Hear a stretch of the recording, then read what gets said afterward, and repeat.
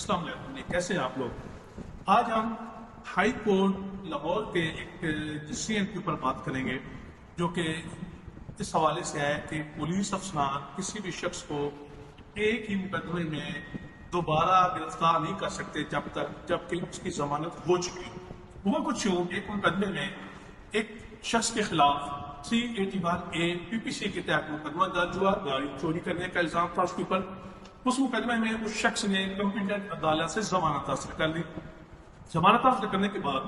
تفتیشی افسر نے مقدمے کے حالات و واقعات کو مد نظر رکھتے ہوئے اس FIR میں چند جرائم کا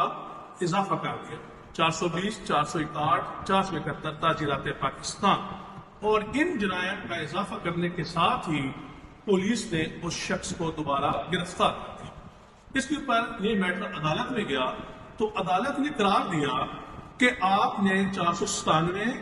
فائل، ضابطہ فوجداری اور پولیس رول کے چیپٹر 26 رول 21(6) کی خلاف ورزی کی ہے۔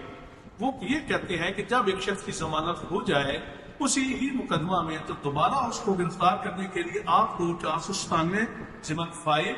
اور پولیس رول کے چیپٹر 26 رول 21(6) کے تحت کمپیٹنٹ عدالت میں اپلیکیشن دینی ہوتی ہے اور اس شخص کی ضمانت کینسل کروانی ہوتی ہے۔ ضمانت کینسل کروانے کے بعد اس کا وارنٹ حاصل کر کے آپ اس شخص کو دوبارہ گرفتار کر سکتے ہیں۔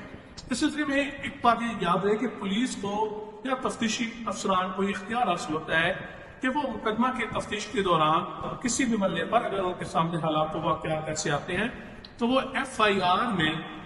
دفعات کا اضافہ یا کمی بیشی کر سکتے ہیں، لیکن اس شخص کو گرفتار کرنے کے لیے انہیں عدالت سے سب سے پہلے اس شخص کی ضمانت کینسل کروانا ہوگی اور اس کے بعد ہی وہ اسی مقدمہ میں انہیں حالات و واقعات میں اس شخص کو دوبارہ گرفتار کر سکتے ہیں۔ تو یہاں پر عدالت نے حکم دے دیا ہے کہ آئندہ سے کوئی بھی شخص اس طرح کی کوئی بھی تفتیشی اس طرح کی کارروائی سر انجام نہیں دے گا اور اس کے خلاف جس افسران نے یہ کام کیا ان کے خلاف بھی قانونی کارروائی کا آغاز کر دیا گیا۔ آئندہ سے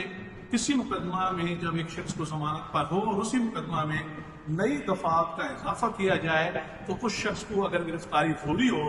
تو اس کو گرفتار کرنے کے لیے آپ کو عدالت سے پہلے اس کی ضمانت کینسل کروانا ہوگی اور اس کے بعد ہی اگر اس کی ضمانت کینسل ہوتی ہے تو اس کے بعد ہی عدالت اس کو سننے کے بعد ہی آپ کو اس کو گرفتاری کا اختیار دے گی۔ شکریہ۔